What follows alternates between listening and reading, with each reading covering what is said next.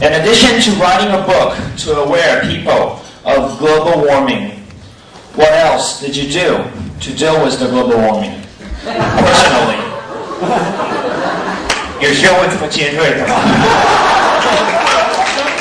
I want to make I want to know an example so that we can do it as you do.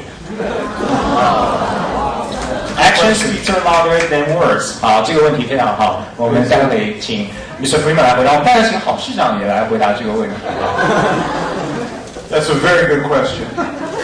Really? Next question.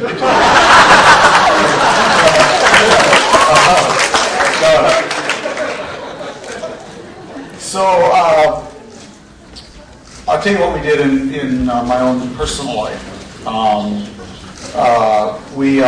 I live in a big house in Montgomery County, Maryland, but we made our home geothermal. So our home is heated and cooled geothermally. We actually dug wells in the backyard. I think a dozen wells. And the ambient ground temperature, I don't know if this translates, is where we live, is a constant 57 degrees Fahrenheit. So what that means is during the winter, when we want to heat the house, we actually use that constant ground temperature, and we just have to bring it up from 57 degrees to 69 or 70 degrees.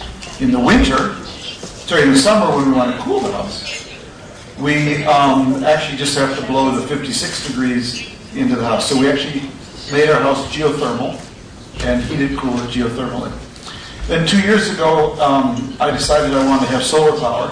So we installed 2 huge, big solar arrays at our house. And we get about 6-7% of our power from solar energy. We turn the meter backwards. But the most important thing, you can do, fortunately I can afford to do that, but not everyone can afford to buy solar panels or whatever for their house. And the most important thing to do to be green personally is really 2 things. One is pay attention. Pay attention to what you're doing. I mean, whether it's turning out the lights or what energy you use.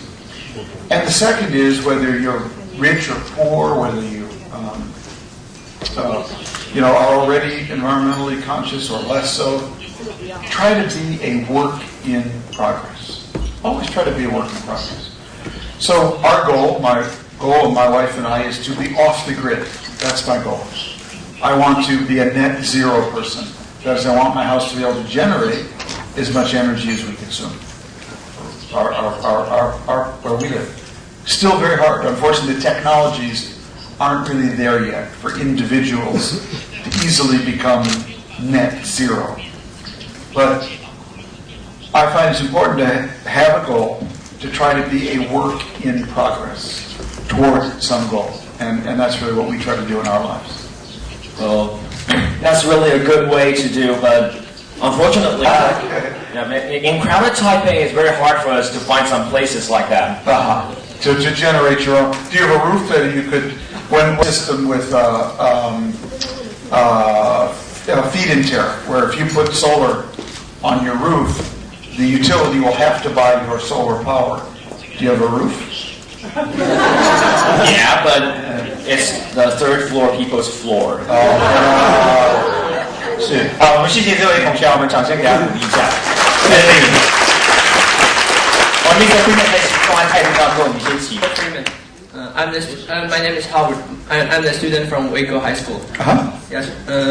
And according to the State of Work 2009 by World Watch Institute, America and China's emission of the carbon dioxide represents almost 45% of the world emission.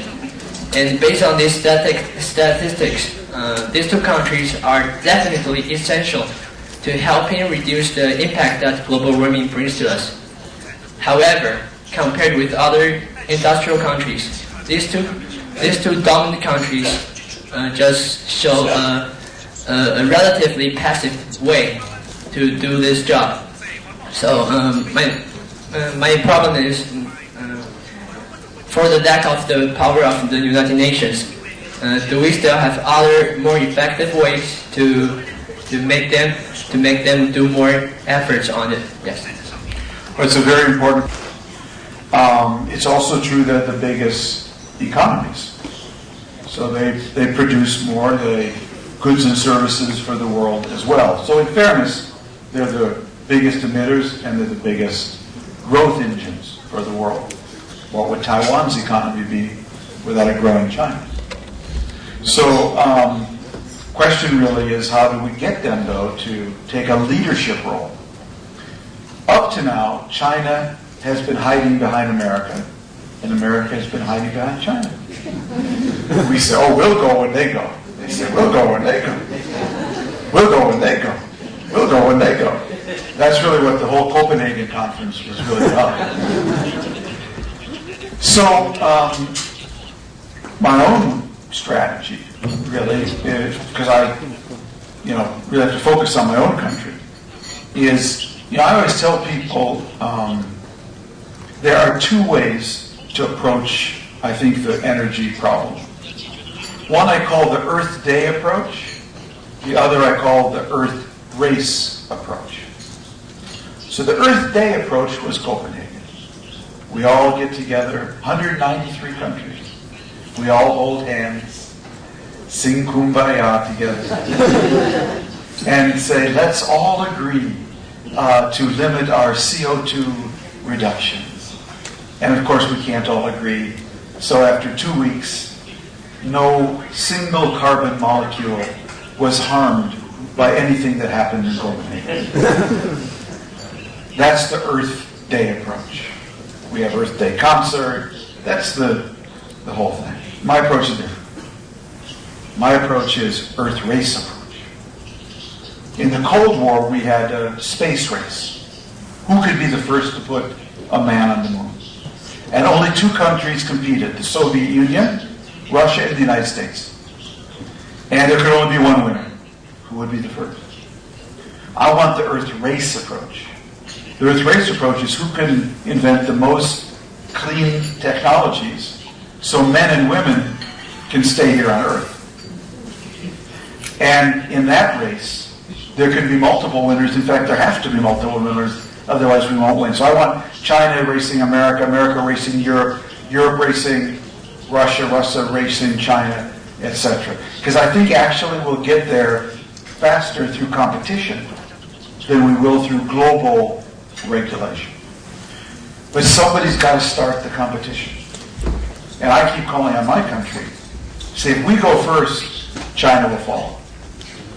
But to be honest, I think we in America, from pushing China to chasing China. Because I think China may actually be moving out ahead of the United States. I think when we look back at the year 2008, 2009, and historians will say 10 years from now, what was the most important thing to happen in 2008, 2009? Was it the Great Recession? The Great Global Recession? No, I don't think so. I think they will say the most important thing to happen in 2008, 2009 was China's green leap forward. That China decided to go green. But they didn't announce it. And China decided to go green not because they read Al Gore, not because they read my book. No. China decided to go green because right around the Olympics, I think the leadership in China realized they could not breathe, could not drink, could not drive, could not fish, could not swim. That is, China decided to go green out of necessity. I think the Chinese leadership came to realize that the greatest constraint on China's growth in the next 10 years would actually be the environment.